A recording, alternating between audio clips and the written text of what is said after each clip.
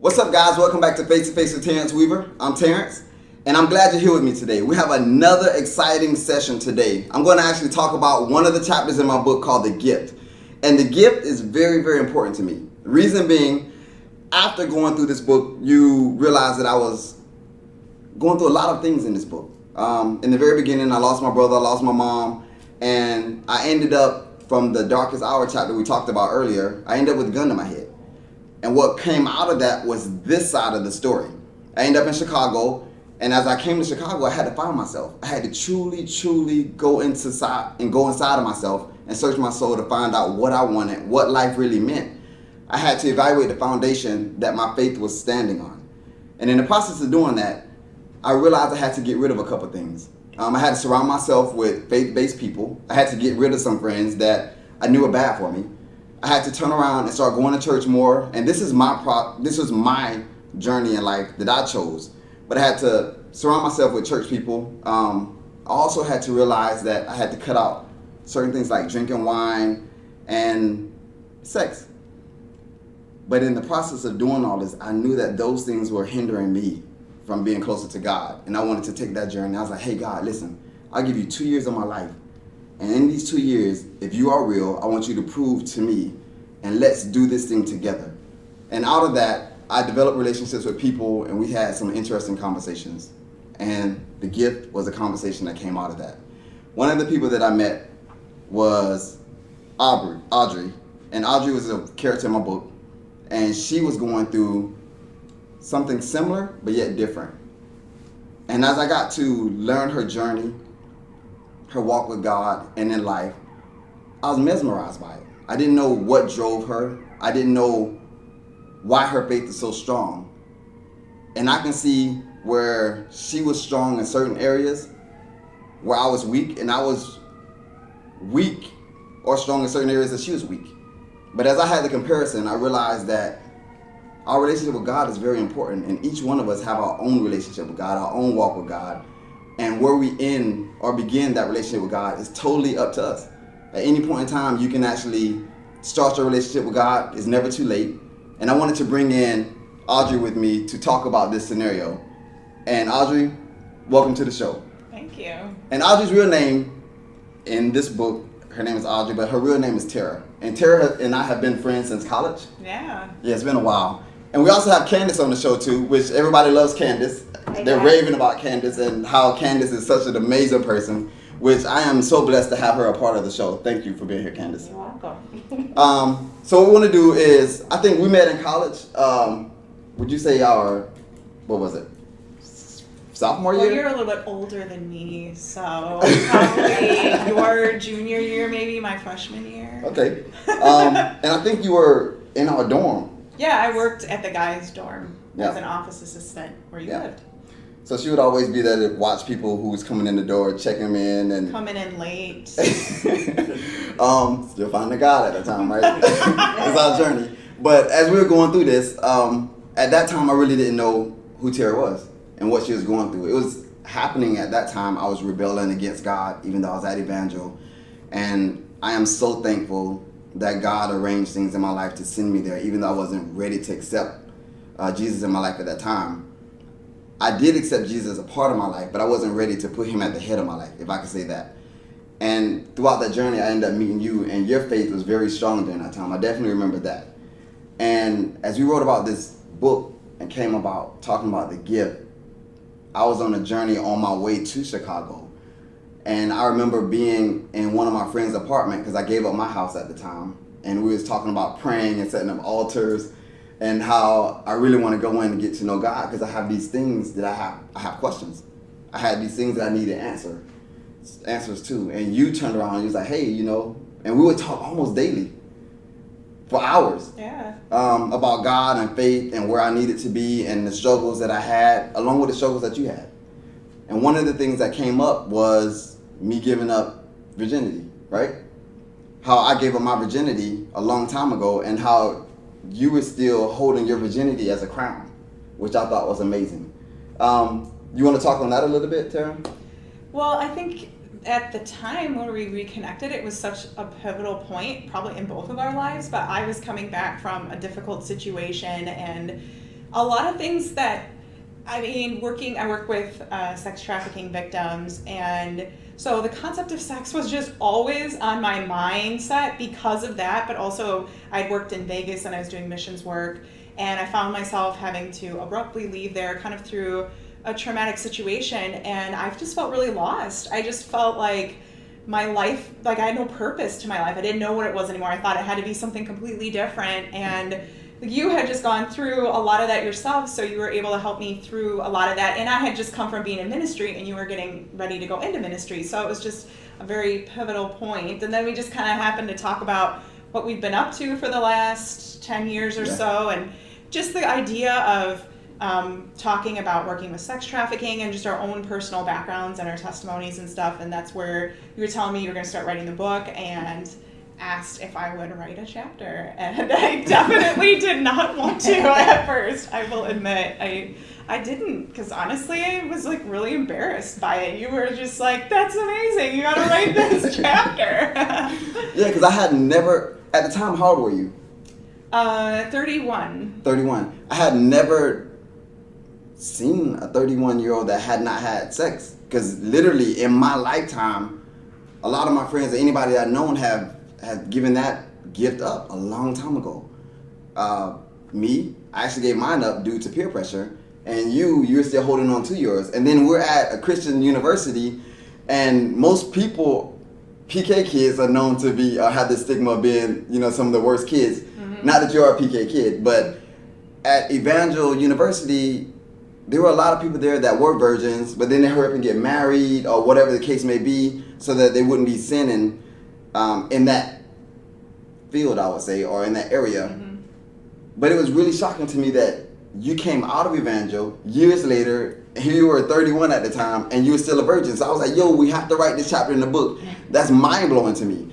So as I said there, Candace, I was like, wow, I'm actually meeting someone who was a virgin and who's 31, who really is ashamed of her gift. But I see the importance of having the gift, and I'm blown away and amazed by it. So I want to give Candace the opportunity to ask any questions that she has to me and Tara. I got to put her on the spot. Yeah. Yeah, today I wasn't prepared to ask you and Tara anything, because I think we have these moments where we're set up to have these discussions, and this is, when I read Terrence's book and I got to the gift, it was tough. We disagreed. We had some thoughts. We were both in different places of the conversation of what it looks like to hold your virginity, and just being completely transparent. I lost my virginity in my teenage years,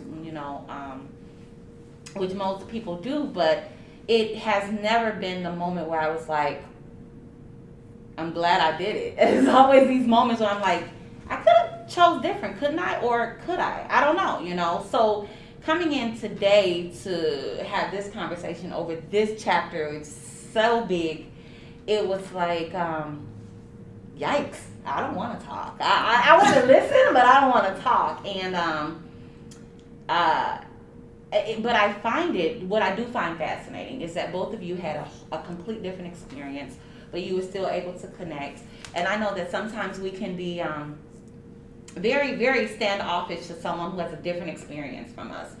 We can either be too churchy and say, oh, you're doing this, you're living in the world, which I absolutely don't like those comments. And then we can have someone who's like, you've never lived life, you don't even understand. Mm-hmm. But then you have both of you on both sides of the spectrum, and you said, you know what, let's have this discussion, which to me is the best thing. If you talk about it, you can have a better understanding. And wherever you end, but you have a better understanding. So I guess my overall question to both of you is, were you glad that even though this is something very intimate, that this story is out for either of you? I mean, especially for you, Terrence. I mean, well, being a man, sometimes the stigma is, be a man, go out and get yours, experience it, and you're supposed to. But that's not always the case, right? Right. So you wrote about your experience, and Tara wrote about holding her gift. Mm-hmm. are you both happy that you had that conversation on paper? It's forever recorded. Right. So to me, it was very liberating. One, the reason why I wanted to write about the gift is to help other people here in Chicago. I realized that a lot of the kids here had already given up their virginity, and a lot of kids had already had a lot of abortions. After abortion, after abortion, after abortion. And I was like, why? Like, you should just wait. Just hold that. You shouldn't do this. And I realized I had to think back on why I lost my virginity, and it was due to peer pressure. And in the book, I talk about how I walked across the street while my mom and her mom was in the house. And I knocked on the door, she let me in, and I walked back there to the room. And there was this moment where I knew that if I was going to turn back, that was the moment. Mm-hmm. And she asked me, like, hey, did you lock the door behind you? And I'm like, wait, you were the one that shut the door behind me. Did you lock it? So she left the room. And even in the book, I talk about how God would always give you a window that you can, of opportunity to leave a scenario, a situation. Right. But there was something holding me there. I had to prove to my boys that, you know, I finally have done this, because I lied to them for so many years. Because they'll ask me, what does it look like? How does it feel? I'm like, yeah, you know, I make stuff up, you know, just so I can seem cool and fit in the conversation. But the truth was, I did not know. So my curiosity held me there. And I can tell you guys that the moment that I left there, walked back across the street, opened up my door to walk in, I almost felt like Adam and Eve in the beginning of the book, how, you know, the moment that they bit from the apple, you knew that their sin was all over them. Yeah. And God could see it, like, the moment they say, hey, you know, you're naked. You're naked. Like, how do y'all know y'all naked? Yeah. You know, God automatically knew. So with me, the moment I walked in the door, my mom looked at me and she asked me a series of questions. And those questions that she asked me was just, hey, you know, where's the remote? Or are you okay? But it stopped me there, and I felt like they were judging me. And I felt like they could see that I just had sex. Yeah. And the moment that I went back to the bathroom, I think even my mom asked me, like, you're sweating, are you okay? And I was sweating because I felt like I was under the spotlight. Yeah. Yeah. But the moment that I went into the bathroom and I looked into the mirror and I connected eyes with my eyes, reflection back, I knew that I had made one of the biggest mistakes in my life. It should have been with somebody that was very, very important, like my wife. Mm-hmm. And it wasn't. So at that moment, I turned around and I rewrapped my gift and held it for a while. And then my brother was shot and killed. And then I just kind of fell in this void of, I lost love. Now I'm in the process of trying to find love. Or figure out what love even is. Yeah, or even figure out what love is. Yeah. So that part was very, very, very hurtful for me. But it was a journey. Mm-hmm. And as I sat and I talked with Tara about her scenario of holding her virginity, I was like, wow, I wish then, the moment I looked in the mirror at myself, I knew that I should have kept my virginity. And now, looking back, I wish I would have kept my virginity longer than I did. Yeah, I agree. And I feel like life would be different. Mm-hmm. So, with you, Tara, in the book you talk about your journey and how you almost lost, or you was in certain encounters that was close to. Do you want to talk about that really quick? Yeah, I think probably just a big misconception could be, oh, that is so unattainable. How could anybody ever do that? I didn't really set out necessarily. I was just always taught in church growing up, you don't have sex until you're married. It wasn't like something, I don't even know that I planned. I guess in the back of my mind I kind of did. But, you know, life happens and temptations, you know, are going to come your way. And I think Satan also knows the areas of our weaknesses, so is like he'll specifically put things in our path to trip us up, because his ultimate goal is to destroy everything that God called good. And that includes all of God's creation, including each one of us. He wants to destroy our lives. That's his whole point. So he's going to put things along our way that look enticing and look interesting. And I think what's really, when I think back about that story and I reread it again and brought me back to that point in my life, I was a lot like you too. The reason why I knew this guy was not a good guy to date, other people had been warning me, but I wanted to feel, he was popular, I wanted to feel popular, right. I wanted to feel liked, I was so excited to come back, this was over the summer, so I couldn't wait to get back to school and say, oh, I'm dating a senior, yeah, my new you know, and I didn't even think this guy knew I was alive, and so I just was, I think what I look back and see now is that it wasn't about the things that happened. It wasn't about the circumstances. It was about where was my heart. And my heart wanted things that Satan put before me and said, you know, you'll be happy if you're popular. You'll be happy if you fit in. And then it's like anything, whatever we try to fill our lives with to make us happy, they never end up satisfying us. Just like you were saying in your story. And I didn't necessarily want to write the chapter, but I was glad that I did. And sometimes I didn't want to come and do this, but I'm glad I did. But I think it's because I haven't been perfect in my life either. And I've had situations where I've almost, I thought, well, how close to the line can I get? But now when I look back at that, I realize it was about a heart issue. God doesn't care whether I cross the line or not, because in his word, he said, if you've even thought a thought, like he said, if you're angry at someone, it's like you murdered them, because in your heart, you're holding that sin, that anger. So God cares more about our heart issue than about the incident itself. Right. So I think that's really important to know, because he knew that my heart wasn't in the right place. He knew I was longing for things to fill my heart with other things that would never satisfy me. Yeah. And anytime I would be in a situation where I would engage in sexual activity, I always ended feeling ashamed, sad. I would cry. I felt like that's not how it's supposed to feel. In the Bible, it's supposed to feel uniting. It's supposed to be bonding. It's supposed to be a wonderful experience. And it wasn't any of those things. So I think that's also kind of what kept me going in a way, is that dream of really wanting to feel what it would be like in the way that God intended it to be. Because even the precursors of it it didn't leave me feeling that fulfillment, that happiness that I thought I would feel. I mean, maybe initially because it's a physical thing, but in the end, it left me emotionally and just completely empty inside. And just so we're correct, you're talking about not actually having sexual intercourse, but just physical closeness, where you were going right up against that line where you could have crossed it. Okay. Yeah. Wow. It reminds me of, I love the Bible stories, and just a short one when. And for any of you who haven't read the story of David and Bathsheba, you may want to check it out, because there's a part in there where he's seeing her bathing over on the roof, right?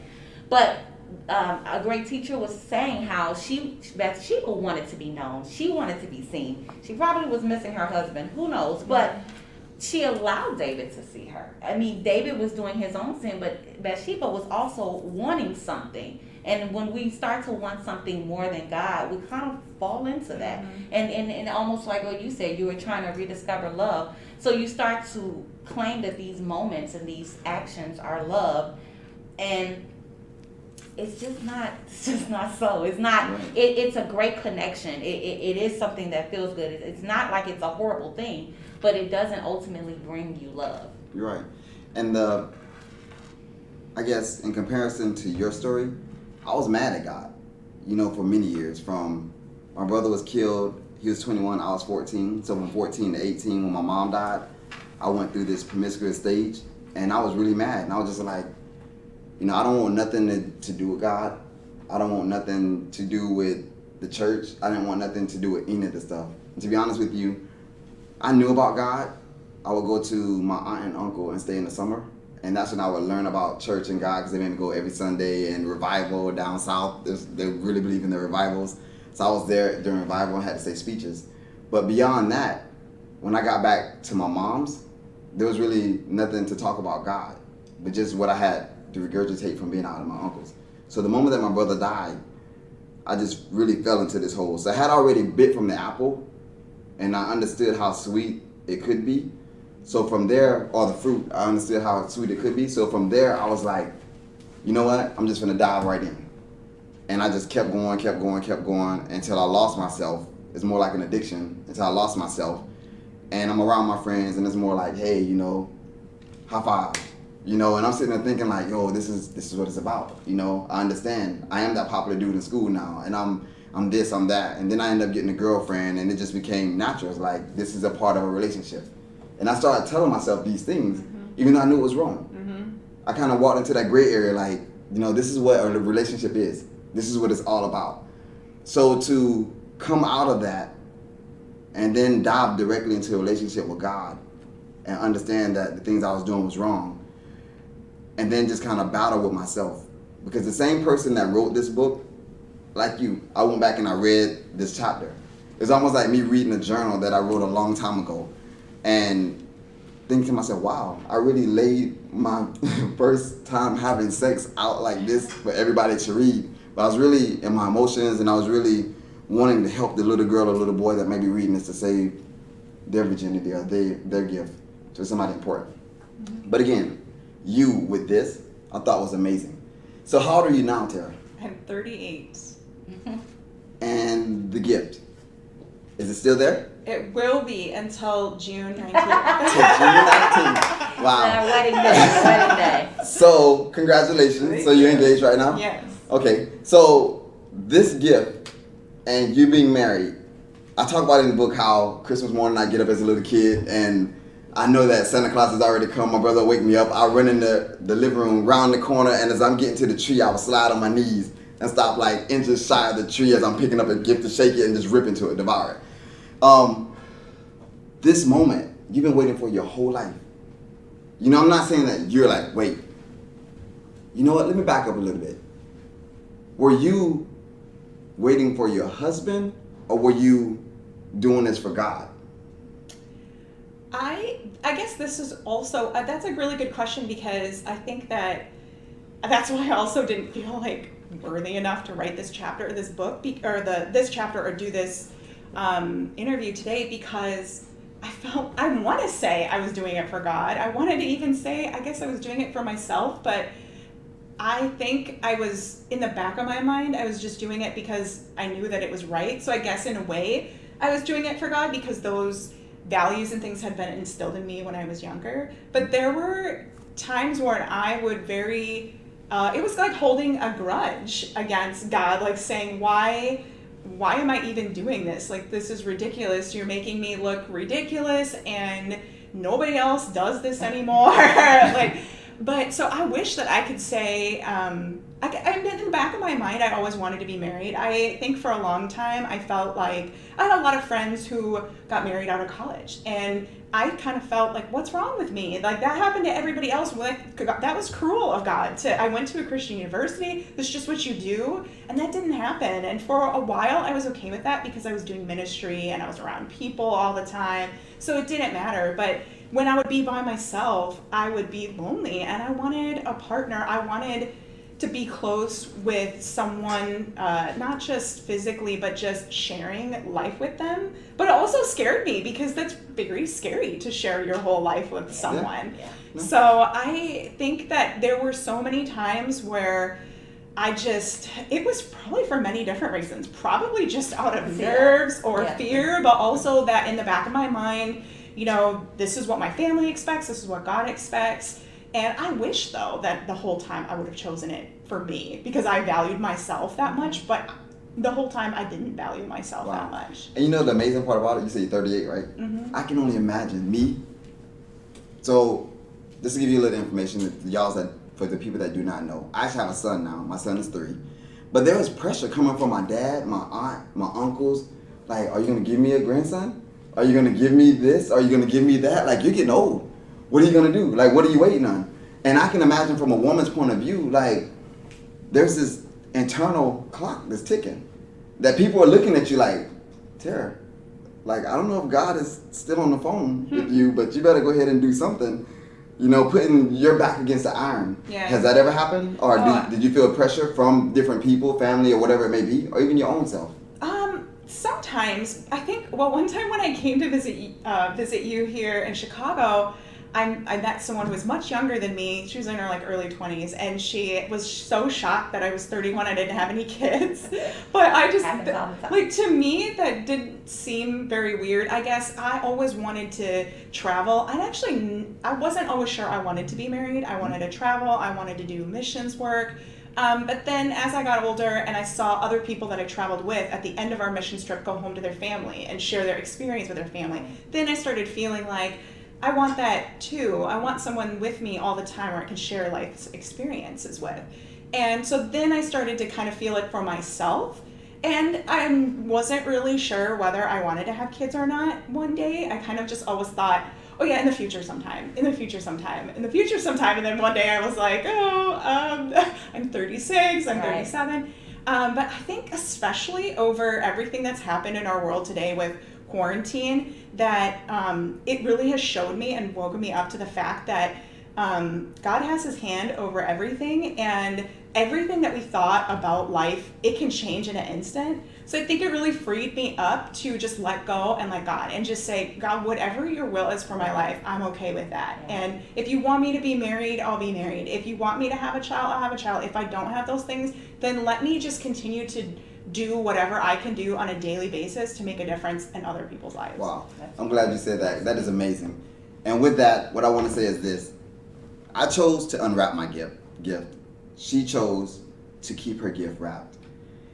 And even with me unwrapping my gift, there are opportunities and there were times where I turned around and I rewrapped my gift. And I held on to I'm going to say the purity of it, because in my mind, the moment that I stopped, I was drawing back closer to God and I was seeking God at the fullest. And when I separated from the sex. So with that, at any opportunity, no matter where you are in life, whether you've been married and now you're divorced, or whether you have never unwrapped your gift, or whether you're in a relationship after relationship after relationship and you decide that you want to hold on to your virginity or rewrap it, it's totally up to you to recapture it, because it's never too late. And I think that is very important that a lot of us do not understand. You don't have to feel pressure when you go into a relationship that you should automatically have sex with them. If you want to hold off on your sex with the person, hold off. You know, just like the gift, the anticipation of the gift is amazing. And the moment that you unwrap the gift with the person, you see them for who they are, because it's a soul tie. It's everything. It's not just the physical aspect of it. There's a spiritual, and also there's a soul tie that's tied to it. And later on today, we're going to actually have someone else come on that's going to be able to talk to us today about different variations and different areas of rewrapping your gift, what it means to them. Along with that, we're going to go ahead and break up into two different sections where we're going to have woman-to-woman talk. Candace and Tara is going to tell you about their points of views on the gift. And I'm also going to have a talk with one of my friends, Ian, and we're going to talk about man-to-man talk, or what the gift means to us, as we bring it all back around to the table. So guys, I'm going to step away and allow Tara and Candace to go ahead and have this conversation with you guys. So welcome back, guys. Earlier, Terrence introduced the chapter of the book called The Gift, which is actually one of my favorites. I know I say this all the time. I think the whole book is my favorite, but this gift chapter, I was reading it at work, and just a public service announcement, do not read that chapter while you're at work, because you can't focus. Like, you're constantly into the book, and if it really draws you, it'll set you into the story and you can't focus on work. So I just tell you that, read this at home. It's very good.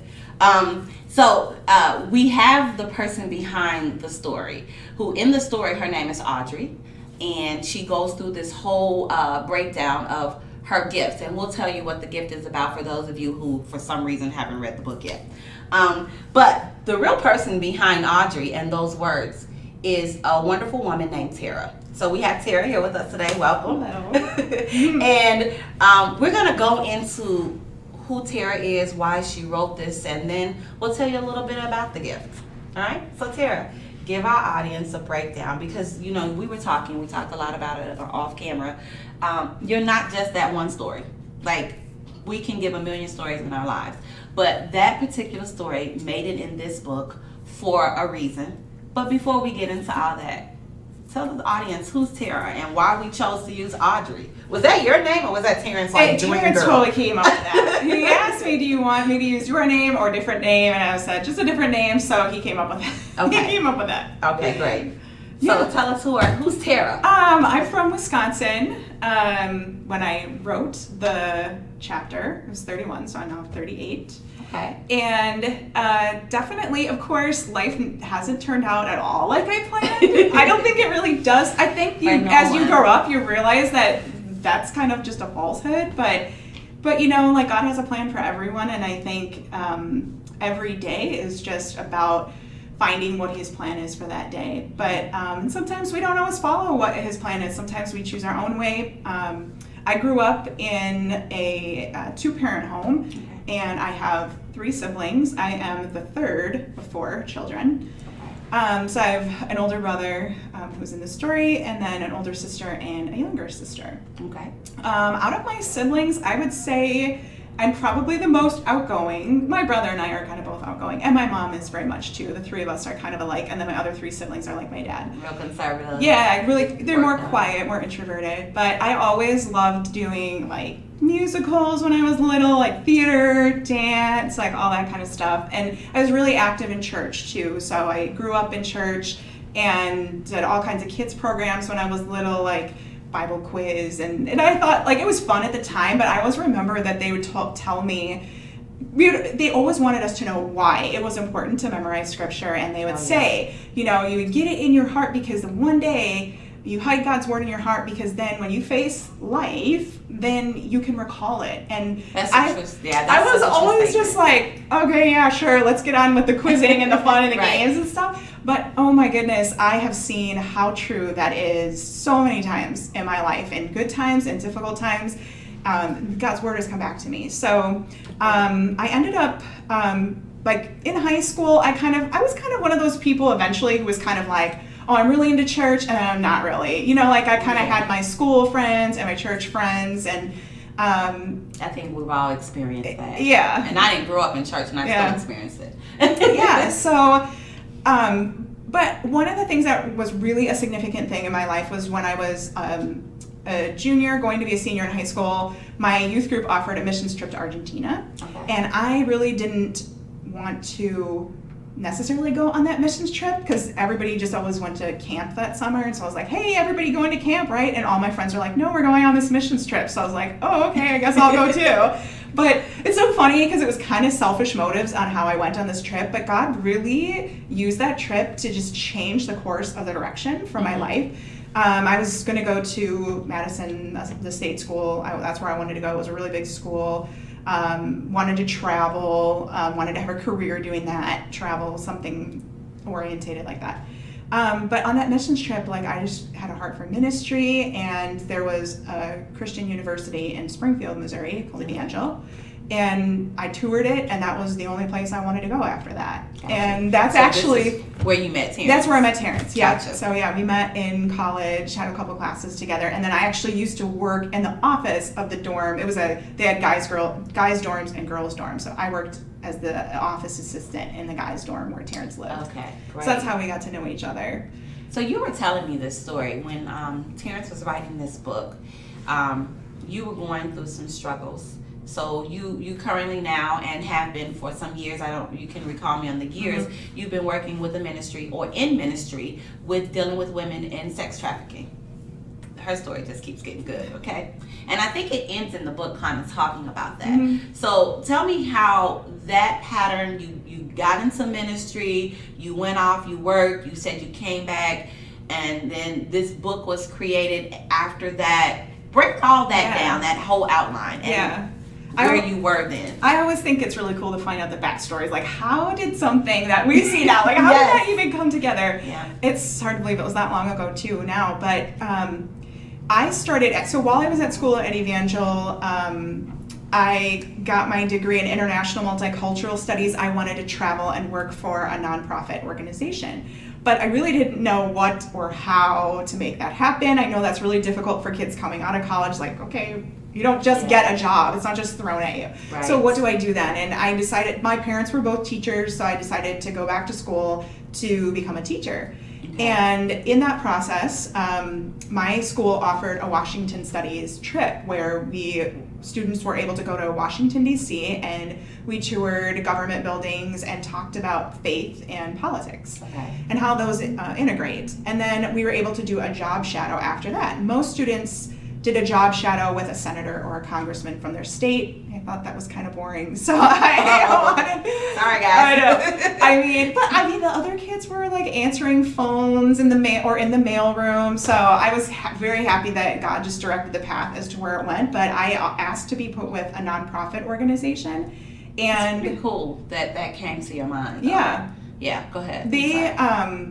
So the Salvation Army, their headquarters are in Washington, D.C., and they are a Christian organization. They actually, at the time, were one of the leading organizations in anti-trafficking. Now, at the time, like most people didn't really know a lot about trafficking, but I was just put with this woman who, that was what she worked with, and I spent a week just reading her emails and watching documentaries, and I could not believe what I was seeing, and that this was something that happened in our own country. Right. So I didn't know what that was going to look like in the future, but I just thought, like, I know this information now. I don't know what I'm going to do with it, but I can't just pretend like I don't know, because I know it, and I can't just know it and not do something about it. Wow. So I ended up returning back to school, and some people that I had known at school were going to actually go to India and learn how to set up rescue homes for women who had been trafficked. And they were going to come back. Wait a minute. So we were dealing now, this is international trafficking. Yeah. Wow. Okay. Yeah. So they, at the time, were going to go work with a ministry and learn how to set up rescue homes, because this ministry had set up several homes in India already. Okay. And they wanted to set up rescue homes in the United States, so they were going to learn how to do it. So in the meantime, I told them, well, whenever you come back and are ready to do that, I want to be a part of that. And eventually, I ended up moving to Las Vegas, because the couple, I originally thought we were going to be moving to New York, but then the location of this ministry changed to Las Vegas, which was a huge leap of faith. I didn't know. I knew some people in the New York area. I always wanted to live there. I was so excited. And it was the first test I think God was throwing my way of, so just because things didn't happen the way you thought they were going to happen, are you still going to trust me? And I was like, you know what? That part. Yeah. But we typically go, no, Yeah. you scared me. Yeah. You know, I don't want to trust you again. Yeah. But it was a benefit to trust him again. Oh my goodness. It was amazing how he just opened the door for, like, one of the things people told me too is when you're going to start a ministry, you need to have a prayer team around you. So I went, I had it was all like older ladies at my church, and I was way younger than them, so I felt awkward, but I thought, no, I need this prayer support. I need this backing. And they prayed for housing for me. Wow. They prayed for friends and relationships within the community. Which is just as important. Oh, for sure. And God opened every single door. Like, I couldn't even have imagined just every single thing that he provided for and just guided the way. So I knew going out there, it was a rush, because here, you know, sometimes God works, sometimes he answers right away, but sometimes he makes you wait. Yeah. And yet, like in the book, when we talk about the gift, those answers to prayer, when you wait for them for a while, they are even more special, because you know that was God. Like, I waited, I prayed, I toiled in prayer, and then all of a sudden answers to prayer just started happening. And I knew, like, that it wasn't just something that just happened. You know, Right. Somebody didn't just offer me a place to live. It was God specifically answering every one of those Right. prayers. So you move out to Vegas. You start working in Mission. How many years were you in Vegas? I was in Vegas almost 2 years. Okay. Mhm. And then everything took a turn, and you Yeah. drastically had to come back to Wisconsin. Yeah, So tell me, at that point, yeah. everything started to happen and change. Yeah, things really started to change. I thought I was it was kind of a high moving out there. I was telling everyone for 2 years while I was raising my money. I was still working part-time too, so I was like, you know, I've got bigger and better things to do. I'm getting out of Wisconsin. I'm going somewhere. I'm going to be somebody, going to do something. Yeah. Even though it was helping people, but I think in ministry, it can often be glamorized sometimes. Absolutely. Because there's this need, and you kind of feel like, I'm here. God brought me to you to help meet your need. And man, did I realize, I found out the hard way that, first of all, I'm nobody's savior. You know, I don't. It's a whole hero thing that we have. Yeah, we get it Yeah. in healthcare all the time. Mm-hmm.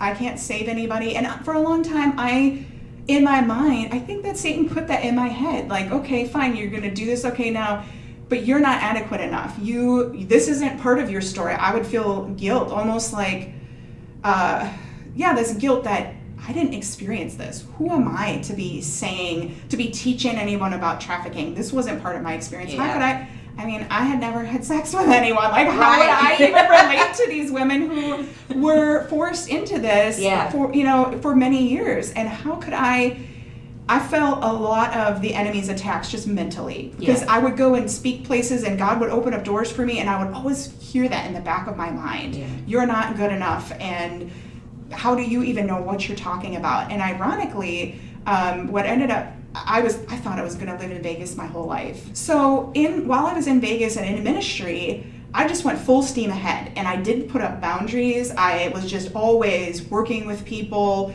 always networking, always trying to do what I thought God wanted me to do.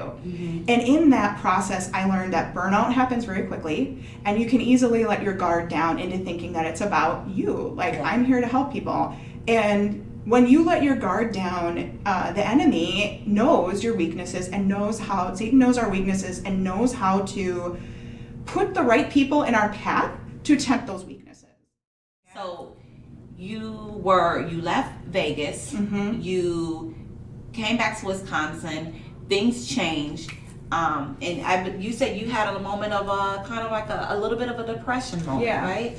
So in Vegas, I had a situation come up much like the scenario that I wrote about in the book. I had another situation come up in that way, and I've also heard a lot of times when you're working in ministry and you're serving God, especially with an issue like sex trafficking, that the enemy's going to come at you even harder. And he knows your weaknesses, so he knew exactly what my weakness was. And even though not having sex before marriage was something that I had already had in the back of my mind, it wasn't something that I was always like steadfast and I'm going to keep to this. There were many moments, and one of them happened in Vegas, where I just kind of, things were kind of unraveling, and things were kind of, there was frustration in my ministry. I didn't really feel like I was being heard. I was having some just difficulty relating to some men in my life. And so Satan brought about a man who was very attractive, who said all the right things, who was posed as a hero, helping women out of sex trafficking. And he listened to me, and he gave me attention. And because I wasn't being heard in other areas of my life, or that's what I felt like, here somebody was. And so I easily fell into that.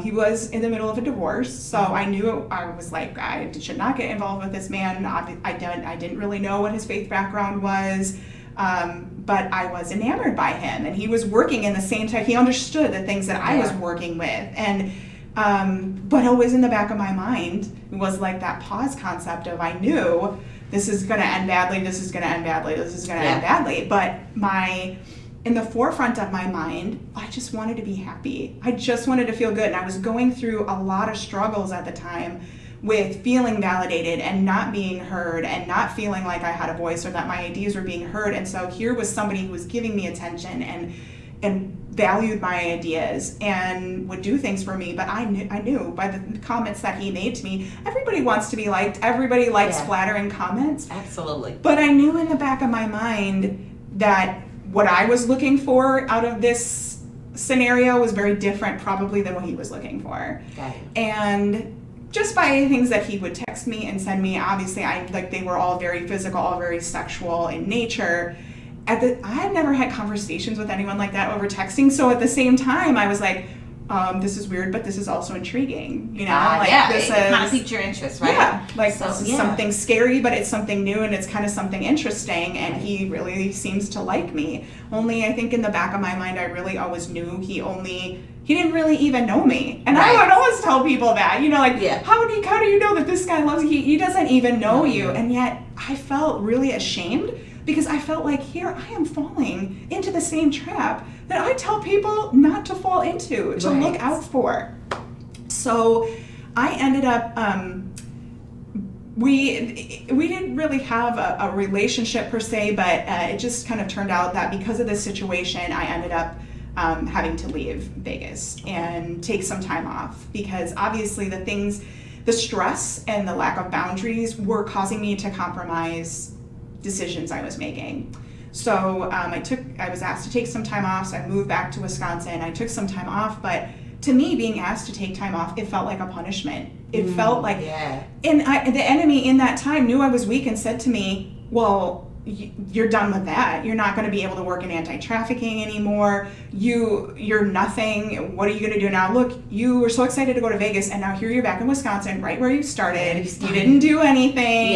Now everybody's asking you, how was Vegas? How's that? And I didn't even want to talk to anybody. I didn't go to church for a long time. Many days I wouldn't get out of bed until 2:00, because I was just this crisis of identity. Yes. And people who were smart told me, go to counseling, take some time off, but I didn't want to take time off because I felt like I'm going to be behind. Yeah. Yes. And what am I going to do? I just did not know what to do. So I did go to counseling. That's great. And we don't do it enough, especially in our age group. I got this. We keep going. I'm glad you did. That's perfect. And actually, one of the people who encouraged me to do that was, so at this time, Terrence and I hadn't talked, and since we had graduated, well, we had messaged each other occasionally through life, just every now and then, but he happened to, just as when I was at one of my low points, contacted me, and we just started talking, and he actually started telling me about what he was going through at the time, where he was working, we had kind of just switched places. He was where I was at like 2 years before that, because I had left a kind of like a corporate type job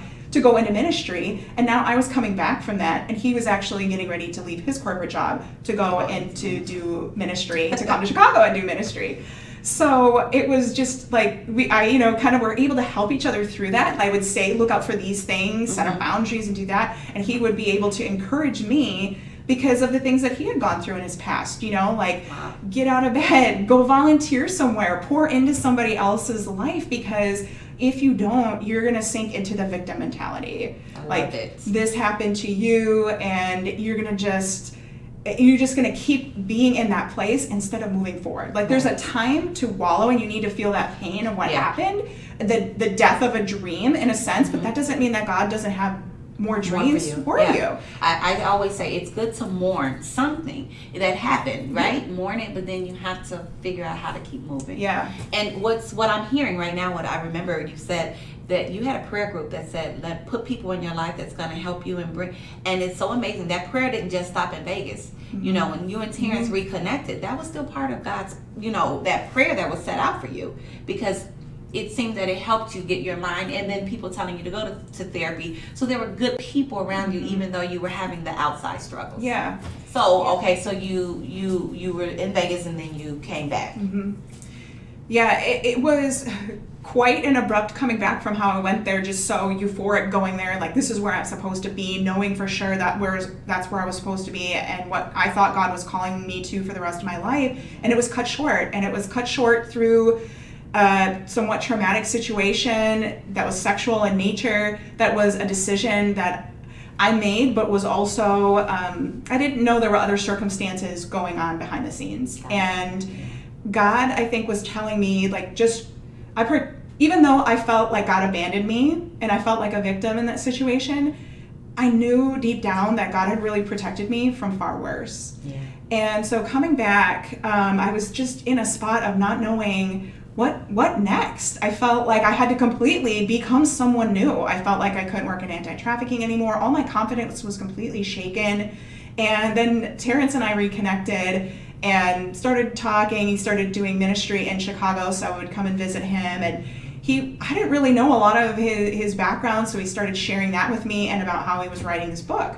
And he asked me, we got into conversations about virginity and our past, and I didn't want to talk about any of that because I was really embarrassed, because I had made compromises in some of my decisions with a man that was not a healthy person, not anyone that I would normally have chosen to engage with, but I did because I was feeling very vulnerable. Right. And he listened to me. He said all the things that he knew I wanted to hear. Yeah.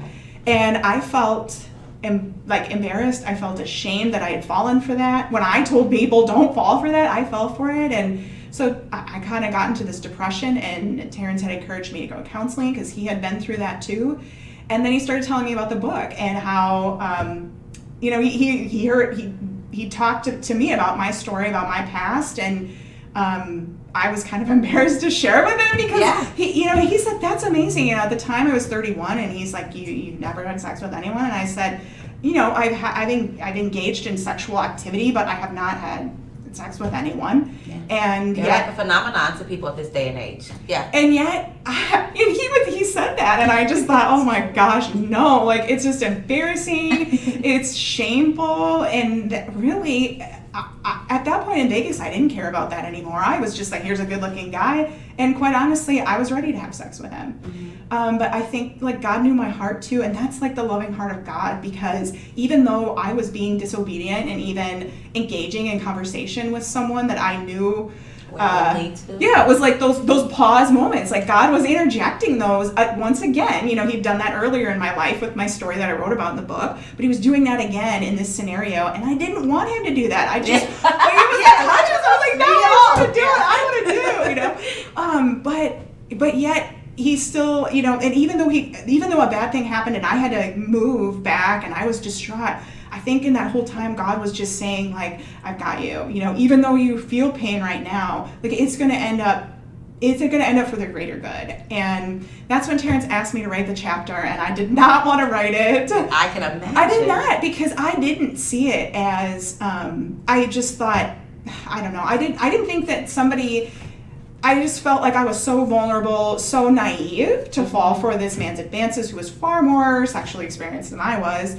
And it was just not a good idea all around, but I felt like that made me even more vulnerable because of that curiosity of, well, I almost thought too, I'm a certain age. I'm just, at some point, okay, maybe in church I learned that you shouldn't have sex until you're married. And at some point I thought that I probably wouldn't do that until I was married. I never made a hard, fast decision. Like, I'm not going to do it. I just knew that was the expectation. You said you didn't do the purity challenge. You didn't have a ring. You didn't make his confession. And nothing against anyone who does it. But sometimes that's really, it's more and more of a I want to confess what I'm doing, profess what I'm doing to the world. And it's more like the act is not... How can I say? It's more that you're excited about telling people you didn't do it versus just sitting here knowing that you're doing something for God and just coasting with that. Yeah. I think one of the things that in writing the chapter too, I read the story that he had written in that chapter before I wrote mine, and it just brought to memory that past experience, and it kind of made me think about how it was like the opposite of Terrence's story, because in his story, he heard those pause moments. He heard God interjecting, but he chose to just go ahead and do what he wanted to do. And in those moments, in my story, in the story that I wrote, but also what happened in Vegas, God had put those pause moments in my life, and thankfully, things kind of went to a place I didn't want them to go, but not to a place that... come back from. Yeah. And so I think that it was kind of that story, the gift that I wrote in the gift, was just, to see the opposite side of it. Like, how do you use pause where every time in your life you might pause and you still might make that bad decision. But you might pause and you might make a good decision. I think the important thing is that you have new decisions every day. And I think that's what Terrence was trying to tell me through I went through depression for quite a while, and I think he said, it's okay to wallow and feel those feelings for a while, but you have another day. Like, tomorrow's another day. God's mercies are new every morning. He has new plans for us. Yeah. So, I think that's really, I guess part of the reason why I didn't want to write the chapter is because I thought, I'm not an example for people. Like, I'm not the perfect example. I struggled with thoughts and feelings, obviously through my situation in Vegas and through the story in the chapter, and now I'm engaged now, but my fiance and I, we dated for 5 years. Wow. And we just keep getting better. Honey, I gotta tell you, we weren't, and I say that because it feels like once you conquer that moment, it's like, okay, I've done it, and then there's just another one along the way. And there was, I have to be honest, because it took me a long time to recover from the hurt that I experienced, that I just wanted to do things in my life that made me happy. I kind of felt like, God, I left everything for you to go to Vegas, and then these terrible things happened, and now here I'm back in Wisconsin. And so, you know what? I think I just deserve to do what I want to do now. Yeah. I just deserve to be happy and do whatever I want to do.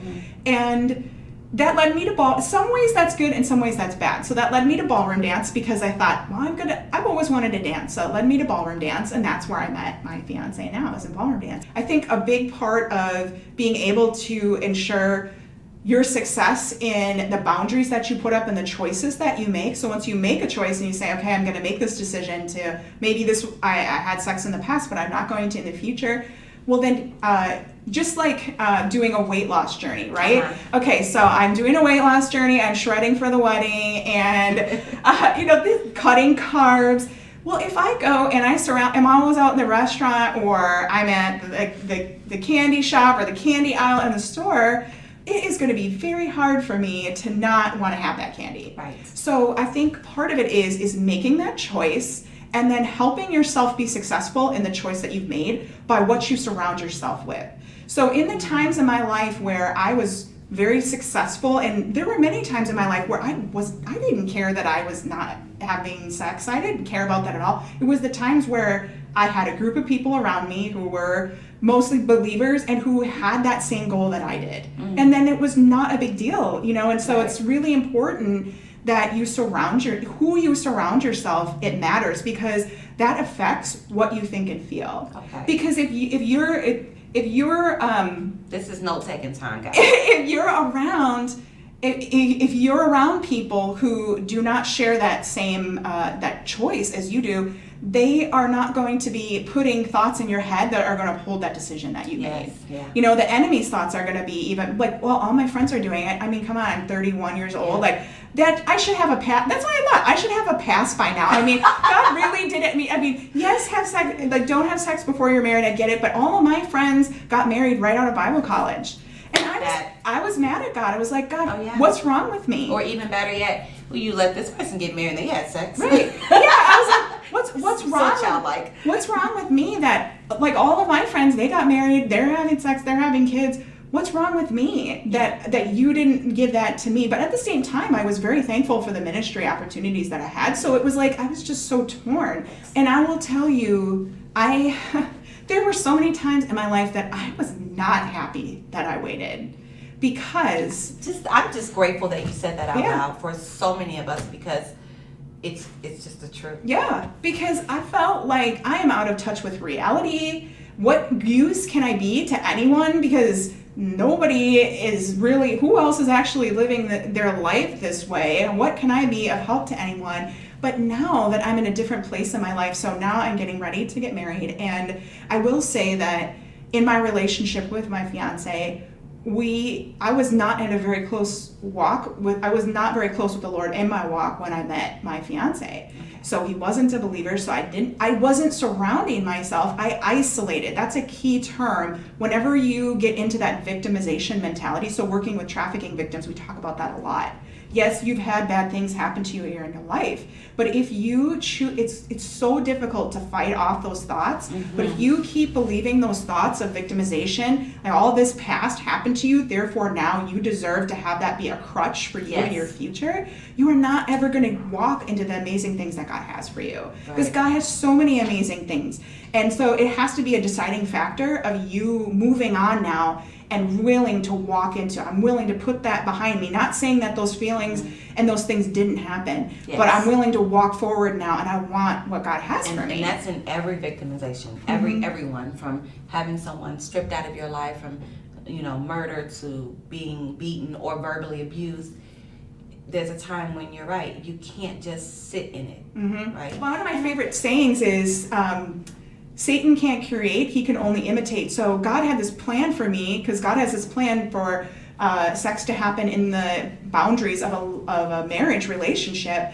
But Satan wanted me to have a counterfeit relationship. So there would be times where my fiance and I would be, we would stay at each other's places, and we weren't having sex with each other, but we were, crossing those boundaries. And so it wasn't until this last summer, through quarantine, my family had been praying for him for a long time, but God got a hold of his heart and just completely transformed his heart and his mind, and he gave his life to Christ. Wow. And that changed the trajectory of our whole relationship, because I was like, deep down inside, I'm like, we've been together for so long, I'd be devastated to let this go, but I cannot go forward if he's not a believer. So the Tara that wrote in The Gift, when it's almost a similar situation, and you were dating your high school sweetheart, if I can, at the time, and you were faced with that moment. But in that particular time,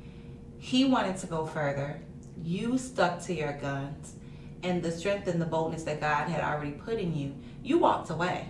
Mm-hmm. Did you have to walk away from your fiance at any point? I almost did, many times. And I had the pause play going over and over in my mind. You need to leave, you need to get out of this situation, because it was gratifying me at the time, but I knew what I wanted in the end. I wanted that close relationship. See, what I really wanted was the longing of my heart was intimacy. God created us to have intimacy. So now, my fiance and I, we've gone through premarital counseling, and right. even then, it was difficult for me to talk about, because I did not tell my fiance that I had never had sex with anyone until wow. our premarital counseling. Okay. And I think, he knew, he kind of could tell that I didn't want to have sex. So we didn't have a sexual relationship, but we had a physical relationship, but we weren't sexually intimate, and yet in some ways, I guess. But now, I think even though we crossed some boundaries, never actually having sex together, it is something that we're both anticipating now for our wedding. And now God has been, through all of that, through my unfaithfulness to him and my doubting of him, and doubting, should I have ever gone to Vegas? Doubting, now I'm back in Wisconsin, what am I doing? Doubting, should I write this book or not? And that's going to expose me. It's going to be it's been a process. But and that's the thing. Were you really afraid? Because you said you were kind of ashamed that you hadn't had sex. Were you afraid of being exposed when you wrote these words? Absolutely. That you're not really a Christian. You're not even a good girl, and So I was ashamed to even admit I had those thoughts or had even engaged in anything. But yet at the same time, I was just so torn, because I knew God created us as sexual beings, and everyone told me sex is beautiful, it's wonderful in the context of in a married relationship. And I thought, okay, so my whole life I'm told, don't do this, don't do this, don't do this. And now all of a sudden, I'm married, so now, do this all the time, do this because this keeps your relationship together. But I think that's what the enemy wants us to. He wants us to make it seem like it's rules, God put these rules. Don't do it, don't do it, don't do it. Oh wait, now you should do it all the time to bond your relationship. But that's what the enemy, once you're in a marriage relationship, the enemy wants to keep you apart so that you're not closely bonded, you're not experiencing intimacy.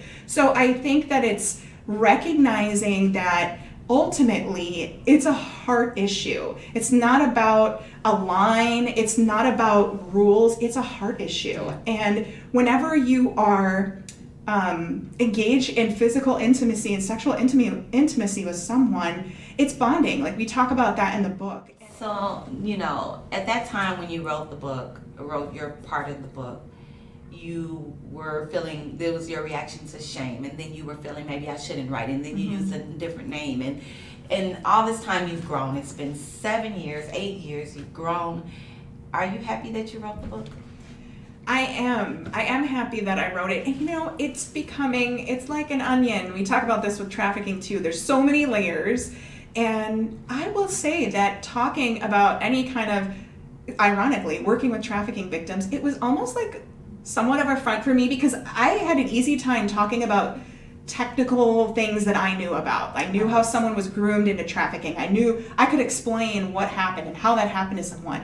But talking about my own struggles and sexual experiences and struggles with that was so much more difficult. And when he asked me to write the chapter, that was like, I said, okay, well, I'll do it, but give me a different name. And then it's kind of how I'm squirming in this as we have the conversation. And then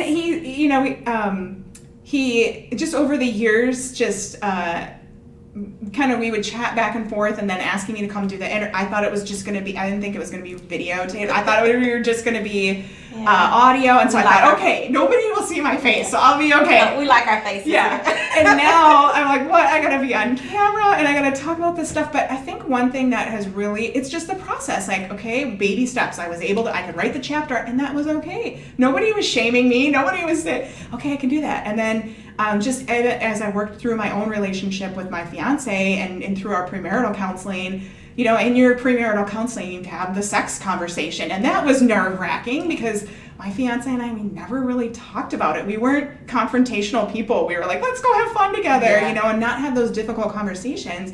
But once I started having them, I felt so free, like really I'm talking about this and nobody's judging me and nobody thinks it's weird. And Right. I think part of it too, we started watching sermons online during quarantine, and there was a pastor that we really liked to watch, and he shared openly about how he and his wife was a believer but not walking closely with the Lord, and he wasn't a believer, and they started dating when they were very young and started having sex before marriage. And this is a pastor that has just helped to change my life and my fiance's life, and I don't want to put him on a pedestal because he's a man, but I really respect his teaching and what he says and how he lives his life. And when he had the ability to say that, when I saw him say that and be so open about it, because you're a pastor, and you did that, you can't tell anyone. and a pastor's daughter. Yeah. I was like, he's not ashamed to say that, and when I hear him say that, I have even more respect for him to be open and honest. And I thought, what am I so scared about? Mm-hmm. So that helped me too, and just having those conversations with my fiance and talking about it in counseling, and I started to see like it's not scary at all, and it's really, when you're the most vulnerable, you're the most helpful to other people, because people want to know. Most of the time, like, Satan wants to think, the things you struggle with, you are awful for struggling with that, you're awful for thinking that, and how dare, if anyone else knew what you were thinking, you would be ashamed. And then when you speak those things out, that fear disappears. It doesn't have power anymore when you speak it out. Oh, okay, I got what you're saying. Yeah. Because you start to see you're not alone, because then when you start to speak it out, other people go, I thought that too, and I had that experience too, and I'm not alone, and it's so healing. That's amazing. Well, I for one am absolutely grateful that you wrote those words, that you were authentic, and that you it was life-changing for me. Here I am, I'm 40. I feel that there's so many times when I could have said no, there's so many times I could have made a different direction, but struggling with it, and it's funny, I've never met you. I have tons of friends.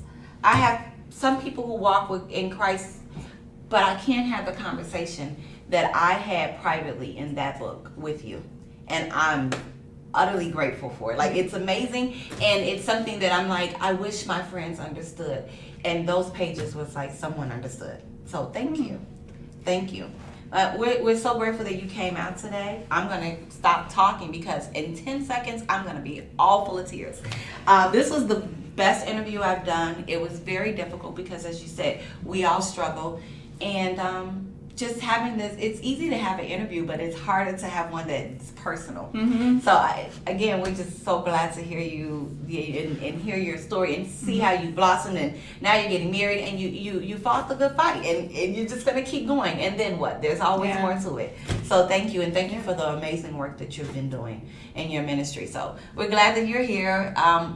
If you haven't read the book, I'm telling you, for nothing else, the gift chapter, life-changing. We'll see you guys next time.